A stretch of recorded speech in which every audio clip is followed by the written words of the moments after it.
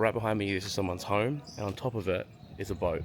There are, floggings and those sorts of punishments in a place like this. It does exist. Oh, so reuniting with his mum after 7 months. So we've ordered so much food. Terima kasih. I'm in Banda, Aceh in northern Sumatra in Indonesia. Today we're going to walk around this city and see what's going on. It is Ramadan in Indonesia's most Muslim city, so not much is happening. They actually have Sharia law here as well, so might be an interesting day. But before I left, I just wanted to show you this stuff in my hotel. Some inspirational posts, which is pretty cool. But then you come around here and you see Heisenberg, and I thought that was a bit weird. And then you've got, I guess, the inspirational man himself, Vladimir Putin. You ready to go? Yeah. Let's go explore. It's really hot. I have to wear long pants and nothing's open, so this should be fun. So behind me here is our hotel, called the Hotel Lading by Plum, I think they're called. Would I recommend it? It costs about 30 Australian dollars a night, so about 20 US. It's probably worth it for the money, but it is pretty dank. There's not many options up here though, so it'll do. But yeah, here's your first look at Banda Aceh city in Indonesia's Sharia law province of Aceh. Here we go. So pretty normal. I was saying to Joseph the other night that it kind of reminds me a little bit of some of the more remote Malaysian cities. Got a police truck there, probably should be filming that. But yeah, here's the city. The big mosque is just ahead of us down here. It's quite beautiful and incredible. At night time especially, hopefully we can see that tonight. But we're on the way now, walking to see the Tsunami Museum. Banda Aceh was devastated by a tsunami about, I think, 20 years ago this year, on Boxing Day. 200,000 people in this city passed that day. So obviously it's meant a lot for the city to remember it, and most countries pay to help with the rebuild, and what you're witnessing is a city that was flawed, it was flattened. So yeah, it'd be cool to see what it's like today as we wander around. Hello, morning.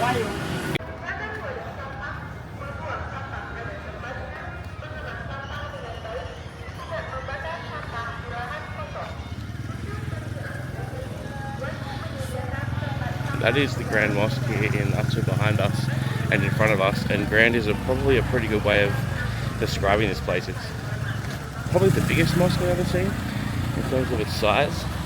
Some of the ones in Brunei were a little nicer, but interesting story about this mosque is that it survived it's one of the only structures to survive the tsunami as well, which is pretty crazy considering the swells. Like, if you want to jump off and Google some images, some video from the tsunami, you'll see what I mean. But it's pretty beautiful.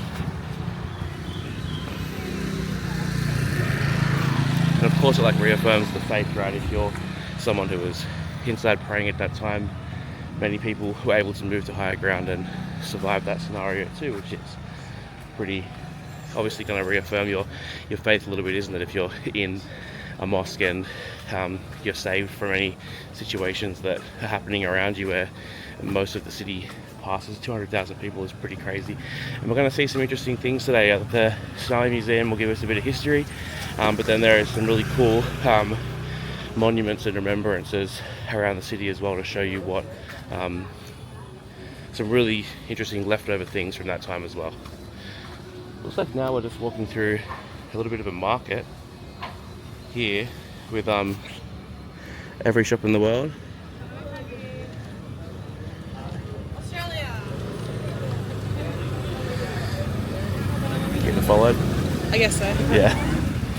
I was saying every market we've been to right now in the world has a Ronaldo jersey. Oh really? Yeah, his new one. Here you go, full on market. Wow, and it's opening and functioning as usual, which I suppose it would. Yeah, Aceh, Jerusalem, a boat apiece. The interesting fact about Banda Aceh as well is that, wow, do you want to walk down that market or we're going to be doing? Yeah, People are trying to not hit us. Let's just go. Come on, let's go.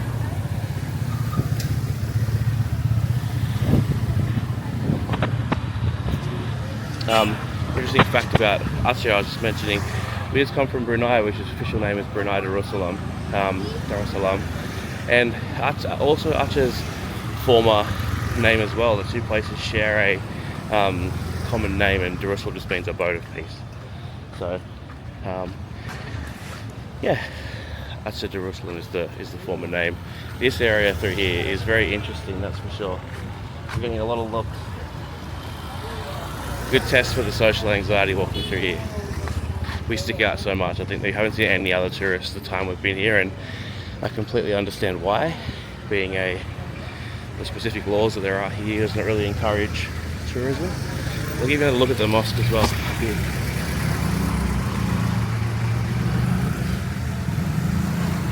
Pretty beautiful stuff, I think, anyway. Try not to get hit. We'll make our way through the city. I think everyone else walks on the sidewalk. Should we do that? Let's go to the sidewalk.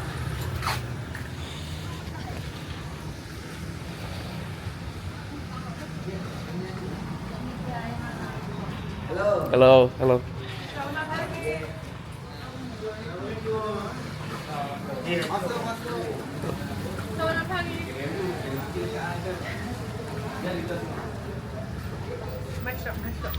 My show. They're all giggling as we walk past these places. It's just lots of giggling. And last night Jesse said "Assalamu alaikum" to somebody, and they lost it, didn't they? It was really funny. But as far as what the city looks like, it looks like most places that we travel to, where it comes to like suburban or outer cities of Indonesia or Malaysia and those sorts of areas. But I will say, like this is the most uncomfortable I've felt in a place, and not in a negative way. I just don't fit in here, right? So, and I can feel that here. Doesn't mean people aren't welcoming. People are very welcoming, but you can just feel the whole not being normal, I guess, in a place like this for me. But it is lovely and nice, and everyone is friendly. So that's what travel's all about, right? There's boxes of dates there. Josie. Boxes of dates. Oh, sahur? For sahur in the morning. It is Ramadan. We're gonna get this okay. It is Ramadan right now, so everyone in the city is fasting, and because stupid us, we were in Jakarta for the start of Ramadan, and we everything was still open for you to go and buy if you were not Muslim. But silly us, came here not realizing that everybody's Muslim in the city except for like 1% of the city. So it's not that you just can't eat, it's that there's no reason for the shops to be open because they don't make enough money. So there's nowhere to actually buy food. And then digging a little deeper, we found that even for the residents of this city that aren't Muslim, the Sharia police here have made it a law that no food shops can be open during fasting hours. So if you have a scenario where you're living in this city and you're not of the Muslim faith, you're not going to be able to get any food, so you have to prepare yourself and eat in your home and all those sorts of things. So not an easy life for those that live here who aren't of that religion. Not an easy trip for tourists like us, but we knew the scenario before we came, so we can't blame it. But I do feel for, there's like 1% of the city are Chinese non-Muslims that have been here for generations and generations, and this law has kind of only come in the last 10 years or so, so that must be tough for them living here. What's also tough is I'm in long pants today, and it's bloody hot. One of the first impressions I get walking around the city is that everyone's very friendly. Most people driving past us now are beeping at us and waving at us, but have a look at the ground here. Probably more to do with the roots from the trees, but also would be some leftover damage from that time as well. Hello, nothing. Here they have something that's not a tuk-tuk, but it's called a bekek, which is this guy here, if you can see him driving away. They're like little tuk-tuks, but with but with motorbikes on the side and room for about one of me to sit inside and 2 locals. So, but I've seen about 6 locals piled onto them. Oh, it's hot, Josie. Yep. And the long pants aren't helping. But yeah, what do you think of Banda Aceh so far? I don't really know yet. Yeah, it's I'm not good. sure. It's a good assessment, to be I've honest. also that there's a lot of people that like just say hi to us and go about their day, and like they seem super nice and everything. But I do feel like a little bit, maybe I'm not as comfortable here yet as I am in many other places. So Yeah. I think that's maybe what is the difference for me. But Yeah. I don't feel like I'm an unwelcome guest, no, but no. but I feel like I just don't fit in. And not that I fit in Kuala Lumpur or fit in Chiang Mai or anything like that, but like I feel like my presence here is more obvious, and like words probably got around at this time that there's some bule here, right? Like it feels like that kind of environment. And also we're in like Islam's holiest city in this country in the holy month.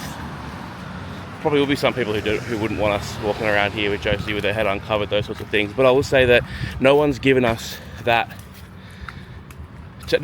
reason to think that beyond how we kind of feel about being here. And a lot of that probably comes from our own thoughts and our own experiences. No one here has directly given us a reason to think that we shouldn't be welcome here. It's quite the opposite, actually. But it's hard not to feel a little bit, I guess, out of place in somewhere where, like, if we were Muslim, walking together unmarried, you know, and showed any affection at all, if we showed any affection now, even as a non-Muslim couple, there are, you know, floggings and those sorts of punishments in a place like this. It does exist. There's no point in pretending it doesn't. That's part of life up here. So it is a bit interesting to be thinking about what rules am I breaking and what am I going too far. Like, I've seen lots of men wearing shorts around here, but I'm trying to be respectful of what the societal norm is. Maybe I'm going too far in that instance as well. This is the thank you park. You can see those little half boats, half canoes. They've each got a different country on them to say thank you for helping with the tsunami, basically, which is pretty cool. And it's hard to see now, but it goes around the entire park with all the different thank yous for every country that helped. So pretty good chance wherever you're watching from, there is one here for your country. But jeez, I can see the Tsunami Museum. That's it there, ahead of us.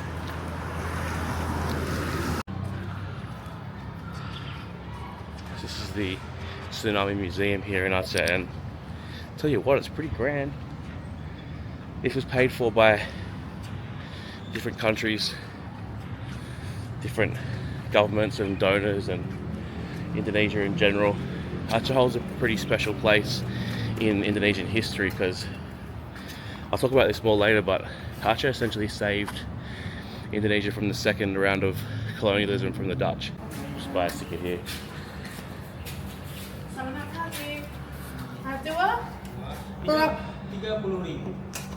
Sorry? Oh, sorry, is it English? Only a little bit of Bahasa. A little bit. Oh, 30,000. Okay. I got the wallet, don't I? Yep.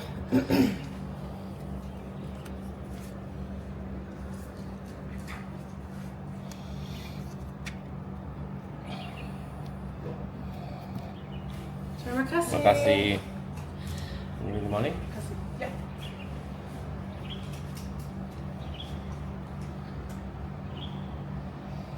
Okay.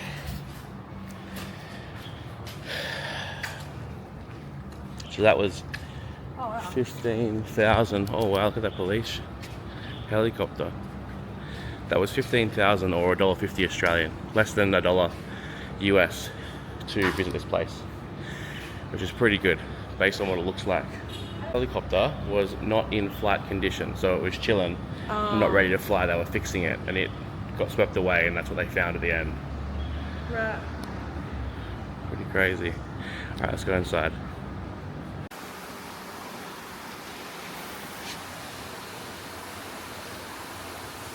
Tsunami alley. Disgusting.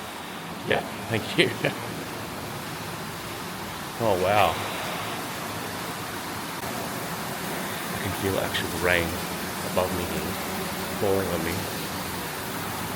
This is supposed to be the morning of the tsunami, of not sort of knowing what's happening, but it's slippery. There is actual rain falling on me from above. It's actually slippery underfoot, and I can see there is water coming down these walls. And I guess this is a simulation of what things were like on that morning. It happened on Boxing Day, 26th. Wow. Okay. Obviously shaped a big part of this place's history. So there is a bunch of pillars back there showing all sorts of pictures and things from the tsunami. And you have like elephants helping out as well. But I'm just waiting for this to change around and show you what the actual waters look like. A little slideshow playing in front of us of all the things that happen, but if you haven't sort of seen that before, a tsunami is quite incredible. And this is the same one that hit the coast of Thailand and some of Malaysia as well. But obviously this is where it hit the most. Was here. It was an earthquake and a tsunami simultaneously. But here's some of the destruction now.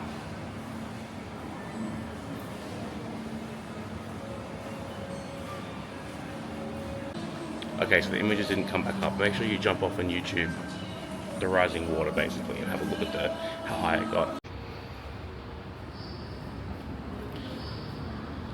This is about all the relief work after the tsunami.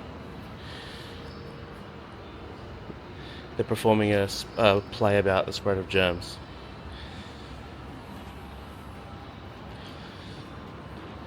Oh, it's reuniting with his mum after 7 months. Oh, they didn't even know each other. They didn't even know he was alive. So UNICEF has had a register of children that had sought refuge and ended up in different villages. And that's what reunited all these families. Wow.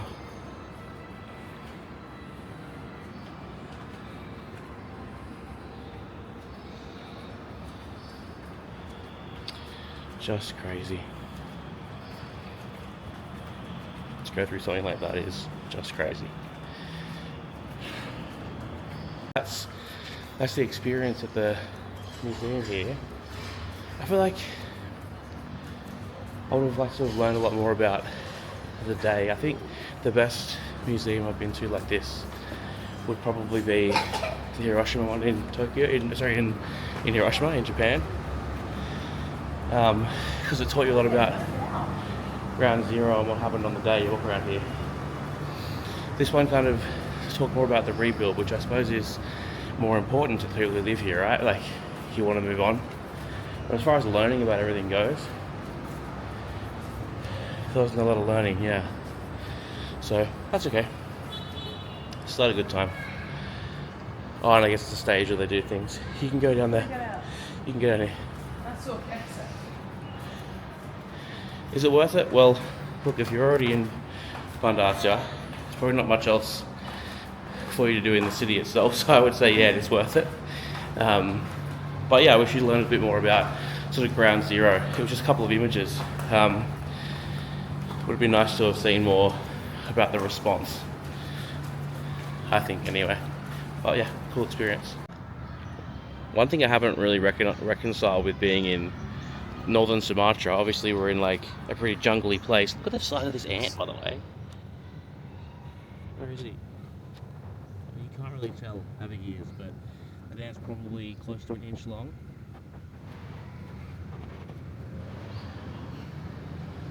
He is! As he's laughing at me making a joke about that. If anything, he's an above average ant. Is that like... What's that? It's a piece of plastic? No, it's not. It's an animal. Where? There. Oh yeah, there's so many weird little bugs here. Obviously, we're on an island, right? Like, we say weird little animals, and we literally have these mammals with pouches that hop. Yeah, I didn't think about it like that. It's just because you're on an island. It's called a unique ecosystem. But there is giant moss things, moss the size of your I hand. screamed in the museum. Yeah, I'm scared of it as well. It was flying at me because some moths are poisonous, and if there's going to be a poisonous moth, it's going to be in northern Sumatra, isn't it? Like, really. Anyway, we're going to get a car to another place just now. I'll fill you when we get there.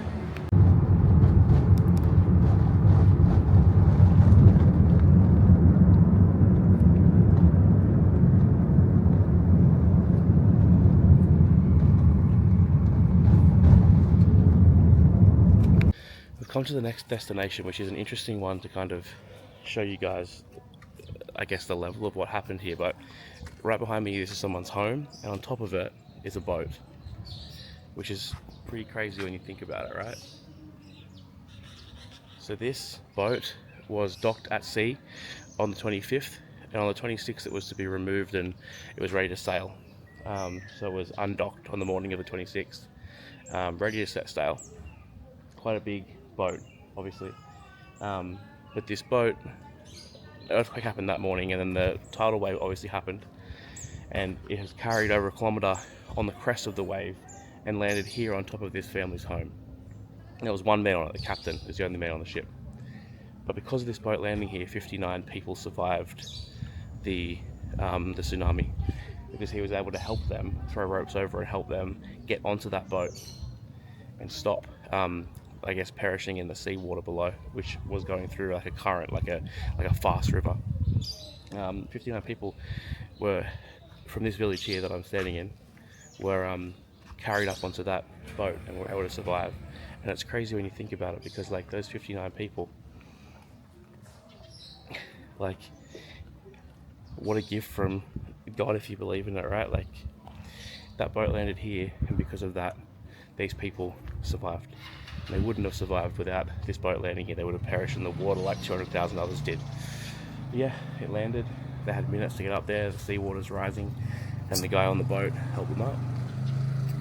He helped them up, but as a result, they were able to survive. And even crazier than this, some people had wedged themselves in trees, or they were on the roof of their house, or they were holding onto things. However, they found when the water subsided a little bit, there was infested with crocodiles below. They'd come out looking for food after the current had stopped. The water level's still high, but the current had stopped, and they'd come out looking for food because they were hungry, and it would have been humans they would have gone for. But this is it. This is the home that was decimated. You can see it's all torn apart here, and it was only 20 years ago that this was a freestanding home. It's crazy to think about. And yeah, this boat just landed on top and saved the lives of anyone who could get near it in this village, which is pretty crazy divine intervention, if you ask me. Oh wow. Oh. I bought this open. I'm sure there's a donation you should give, but to see the actual home. This is the home.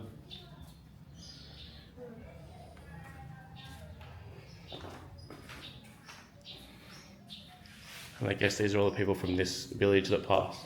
982 people, 59 were saved on this ship. 59 people on the ship, wow. Yeah, they would have all been stuck on there. Wow. It's crazy to think that this was someone's family home for probably generations, and then pure luck saves them. Crazy. You can even see like the toilet here as well. And everything's still in nick. This was their family compound. Wow. Instead of getting a grab straight away, we're just kind of chilling in this little village because we're staying in the city, and it's interesting to be in a little village like this as opposed to the city, but just, you can just really see the leftovers, but also the rebuilding. It's a confusing place to be. Like, you can see damage, but at the same time you can see like hope and rebuilding. Anyway, this is what your average outskirts of Banda Aceh village looks like. There's your gas station. I'll have a look at that. These guys go through the gas station.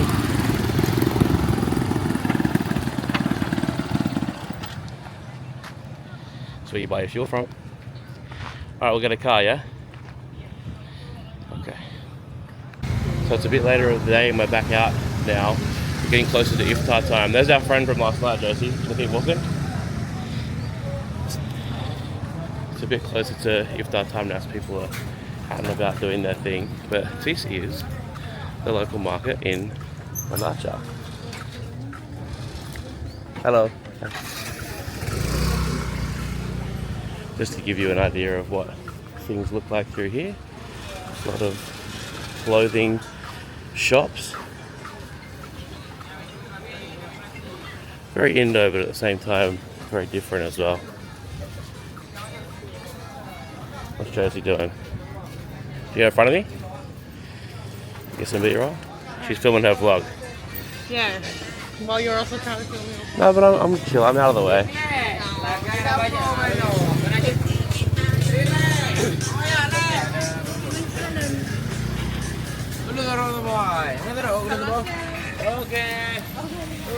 I don't know what that guy even said. So walking through this market here, it's like, what I find, I mean, I guess you don't have to be Muslim to follow the rules, right? But it's like, what is, everyone's buying their food now. What a temptation. Why wouldn't you just like come out and eat your food when you buy it? Because I think like, when I have to get street food is good when it's hot, right? Yeah, you're in it. Yeah, you're in it. That's a wide angle. Yeah, street food's good when it's hot, right? Yeah. But people are buying it and waiting, like, I suppose it's the anticipation that makes it good. Well, Yeah. when I went out with my friend, Yeah. I was like drooling for this coffee and this food, and it was just sitting on the table, and I was like, I really want to eat it. Maybe that makes it taste better. Yeah. Yeah, but everything's already out. There are restaurants already cooking. You can smell it when you walk through the market back there. I wasn't filming because Josie was, but there was a lot of hellos and things being said to us that we can't understand, and a lot of laughing, so you never know. Hello, who's that? So what are you doing? Sometimes I ask myself the same thing. Did he say that? He said, "Sir, what are you doing?" I think it's just a mixture of like language as well. Like that's the same as asking what's up, what's going on, where are you going, what are you up to? But yeah, okay. Well, that was an interesting walk through the streets here. Yeah. And here we are at the Ramadan market. Straight ahead of us here. Let's go check it out, eh? We only just missed it by one street, by the way. Wow. Yeah, yesterday.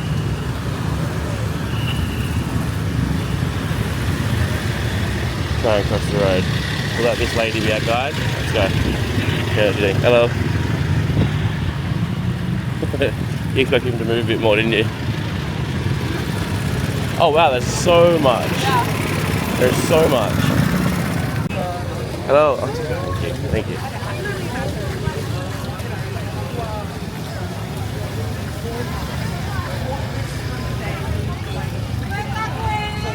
Hello.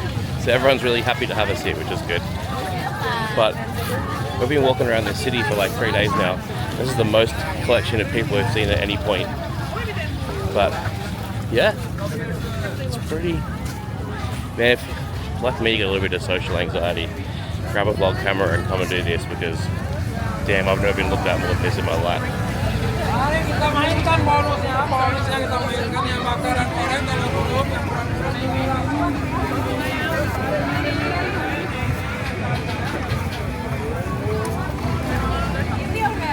We'll try not to push, but there's lots of food everywhere. There's so much to choose from. Got anything in mind? Oh no. Got anything in mind?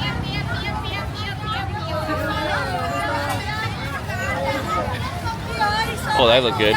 The choices are absolutely overwhelming too. So this is called takjil. Josie, semangka is watermelon. Jirat. Semangka is watermelon. That's the one you saw up there and asked what it was. There's so many choices. All the different individual foods are called takjil. It's like little bits of food. It means something like that. There's a berry squash. Yeah. All of these I can make this meal. Anyway, you pick up some takjil, some small amounts of food, take it with you wherever you're going. A lot of gorengan over there. No? A lot of fried stuff over there, if you're interested. And you grab your fried food or your little whatever you're getting and take it with you ready for iftar, which is in about an hour and a half. So we're really heating up now, getting close to the time. Yeah, here's a bit of a sample of what they've got. I didn't bring my microphone out, sorry, I would have been able to give you more of a discussion of what's actually here, but this is all that's actually here. Everyone's so friendly. Josie, Milo. Yeah. I hesitate to get a drink though, because like you can't eat it. One thing about these markets is that everyone's coming down them on their bike as well. You can see. It's motorbikes, it's people. No one has right away. We cut through and see. Everyone's just here to get their takjil. There's nowhere to go. It's okay. Thank you. What are you getting? Watermelon. Is that watermelon? Yeah. Nice. Do you want? I might buy from these girls. You got some on today? Okay. Yeah, we'll spread the love around a bit. Terima kasih. Makasih. What's in the bag too? Awesome. Let's get Milo from these girls. If we know how to get through. This guy's just chilling. Australia. Australia. Oh, yeah, Australia. Sorry. You? Indonesia? Bagus. Alright, let's go through. Hang on, there's a bit of a traffic jam. Wow, it's like yeah. crazy right now. Yeah. I should make this walking only, I think. Yeah. Okay. Yeah, you go. Yeah, I can't go right now. We have a traffic jam. All right. Can I get one as well? No, we'll share. Satu.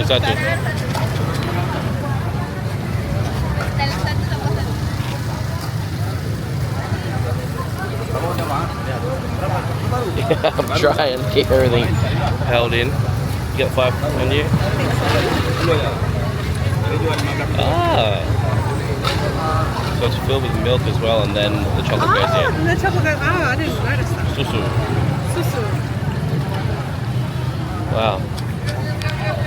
This is significantly busier than I thought it would be. We bought so much stuff. Do we need some more food, some more takjil stuff? So spicy. Okay. So have a look and ask. See what's not spicy. There's sweets and stuff here. Yeah.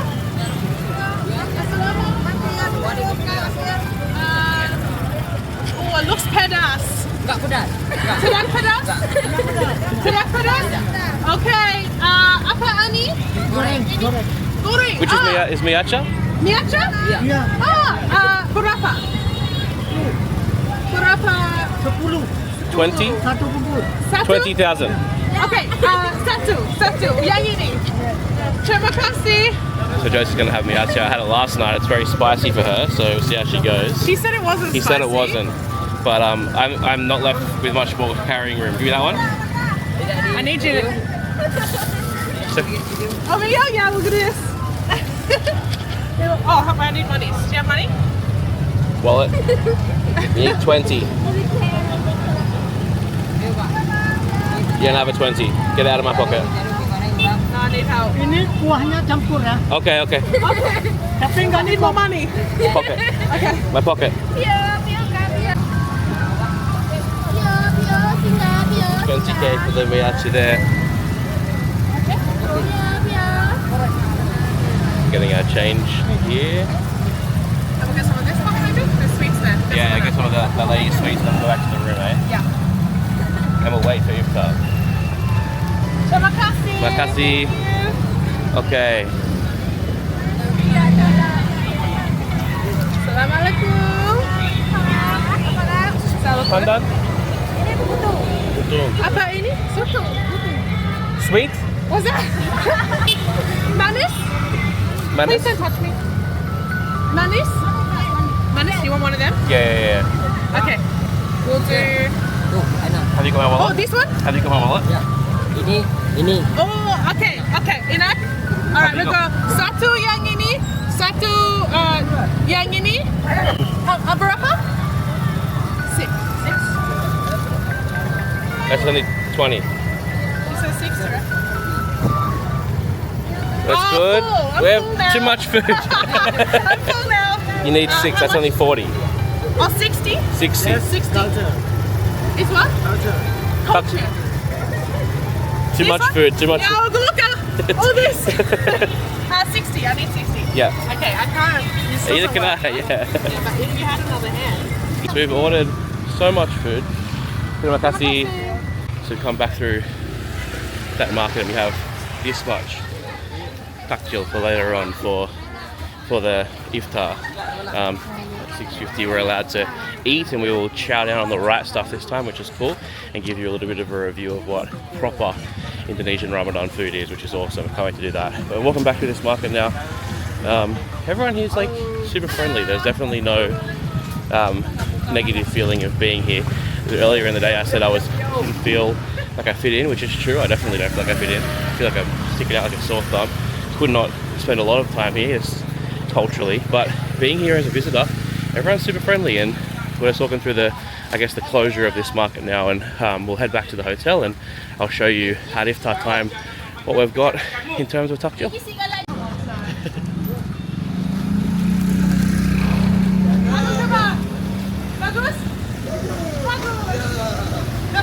See you later. Lots of food. Takjil. Sorry? For you. You want one? Selamat malam. Terima kasih. He asked for some of my takjil. You said for me? He asked some of my takjil and he said for me, so I tucked my belly and he lost it. He laughed at it. Oh, is that why you laughed? Yeah, he tucked my belly and I was like, I need this much food. I didn't see And he laughed at it, which was funny. We met him last night. If you go watch Josie's vlog on Banda Aceh, which will probably come out before mine does, you'll see it. You'll see the interaction with him. He was a very, very funny man who I've noticed here that they're very persistent with speaking Indonesian, of course, which is obviously totally fine. But like, I don't understand it, bro. I don't know what's going on. Look at this kitten. Kucing. Tiny kucing. Hello. Yeah. What a day, eh? What a day in Banda Aceh. Let's go eat some takjil and see what the fuss is all about at 6:50. So just found a nice little spot by the water to break the fast when the time comes. It's about 10 minutes away. And we have all of our food here. Are you ready to eat, Josie? That was already on you. Yeah, you ready to eat? We have so much, by the way. Like, oh, you can't. I'm getting like I can feel the ants on my feet, but they're not actually touching me. They're so big. Oh, for. We have donuts, whatever these things are. A lot of liquid that's still cold. Feel that? Ew, your nails. Yeah, I know. Ew, my nails. Yeah, it's really, really dirty up here. Not dirty in like just like windy and dirty. Look at my feet from the dust. Yeah, there's around. a lot of dust around. Yeah. I couldn't figure out how to say it, but it meant dust. And we have this stuff as well. It's a lot of fried and sweet things that you get. The takjil that you get for breaking your fast here. And then we have all the traditional sort of drinks and stuff as well. We just found a nice little spot down here by the riverside, avoiding the giant mutant ants that live here in Banda Aceh that are everywhere. Yeah, still pretty cool. Yeah, all the ice is gone, but It's still cold enough. cool enough. Yeah. Oh, kitty cat's come and say hello. Kucing? Hello, Kaching. Hi, Kucing. You wanna have iftar with us? You want to scare the ants away for us? Yeah. I'm scared of it. Don't, Are you allowed to eat before 6:50? don't. It's looking at me. Stop. I'm Yeah, it's so just an scared. ant. It's an ant. An ant? It's just a cat. Told you. Yeah, you were right. It's not often you're right, but you were right. It's not often I'm right. I'd say I'd be sleeping on the couch after that, but we don't have one in our room, luckily. You're already in your own bed. Yeah, I'm already in my own single bed. We're in a single, just in case we were told we weren't allowed to stay together. We're going to do the whole brother and sister thing.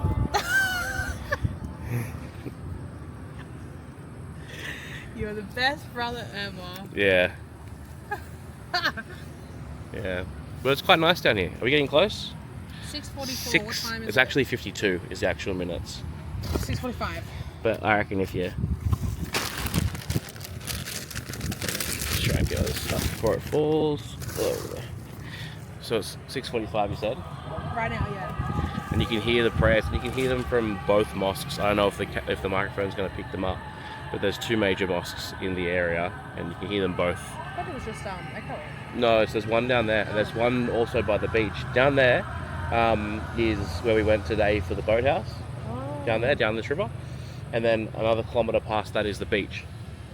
So down this way is the river we saw earlier in the vlog, and down here is the boathouse, and then the beach another kilometre away, and there is a mosque on the beach. We don't get to see it this time, or I suppose we'll never come back. So I really want to go to the beach when we're here. there's a really beautiful beach that we can go to. There's also another beach called Ulilihi Beach, something like that, and that's where like ground zero of the thing was. How am I meant to drink this? Because if I undo it, won't it become a bag? You're supposed to poke that straw into the bag. There's a straw there. How? Yeah. It's not like that? Yeah. You sure? Hang on. Because if I do that, then it'll just... You're supposed to. I got a straw that has like a pokey bit on the end, but you can undo it and drink it out of the top. I've done that before in then Thailand. it'll just fall. You hold it, and then you drink like this. But I don't want to do that for like... I want to eat while drinking, not like sit here holding my It drink. works better than you think it does. I've done it in Thailand. Okay. With the Coke ones that you get from the markets. It works better than you think. You drink a little bit so that it's like half full, and you can literally just put it on the ground and it sits up. Look at that ant. Yeah, I'm not putting my foot down. Oh my gosh. I'm not putting my feet down. They're He is so big. huge. Literally. Can I zoom? I don't know how to get this across to you how big this ant is. They're all massive, and I'm scared of ants, so my feet aren't on the ground. Absolutely crazy. But it is nice and serene sitting here anyway. We're about to get absolutely attacked by mosquitoes, so we'll eat our takjil and then head straight back inside, I think, and then wait until 10, which is after the nighttime prayer, and go out and get a coffee and see what life looks like after 10, but being sure to be back by 11 because Josie is a female and there's a curfew on women after 11 p.m. in Banda. So we're here to breaking fast. Sorry, I already ate off camera, but this thing here is delicious. It's so potatoey. Sorry if I keep looking down. These mega mutant ants have got me really, really worried that they're gonna bite me and I'll die. But this is very potatoey. This is takjil. This is what you buy, you bring with you to the place you're gonna break fast.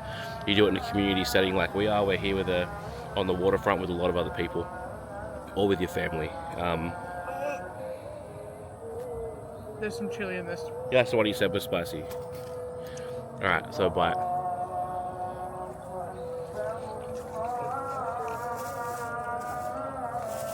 People who practice Ramadan, no matter where you are in the world, honestly, mad respect, because this is tough. We've only been here for 2 days. That's so good. Have this watermelon drink as well. Ooh, it's super like, it's very sweet watermelon. I'm not gonna spend too long here because there's so many insects and ants and stuff around, but you can hear the prayers going off in every direction while I sit here and break my fast with this fried food. Oh. If you come to Indonesia or Malaysia even, or Brunei, and you hear the word goreng, goreng means fried. Anything goreng is going to taste good, if you ask me, which you can probably tell. I don't even know what's inside this, but it's a regular spring roll, I think, right? Tasty though. There's insects everywhere. Can you see them? Alright, I'm going to leave you here. I've had a great day here in Banda. It was awesome to experience Ramadan in one of the more hardcore places in the world. We have to get inside, but I'm going to try and get a coffee later, but as I said before, Josie has to be inside by 11 p.m. and I won't take you on that. I'll run protection racket and bouncer because like the rules are enforced for everyone here. You don't get away with it for being a dumb tourist. So we're going to go out later on, get a coffee at 10 o'clock and be back before the curfew at 11. So I'll leave you there. The next video you see of me, I don't know where it'll be because we've got some, oh no, it'll be in Kuala Lumpur. Yeah, KL. I actually have a hotel collaboration in Kuala Lumpur, which is insane. Little old me. Anyway, I'll see you in the next one. I hope you enjoyed seeing a bit of Banda Aceh. I've enjoyed seeing it. I'm ready to move on to the next place. But if you ever get the chance, probably come here outside of Ramadan. I've heard it's quite a cool tourist spot where you actually have the ability to do things. But for us, we wanted to see what it was like in Ramadan. We sort of travel for a bit more of the weird when we travel, and we've got to see that, which is great. So hope you enjoyed it, and I'll see you in the next one. Bye.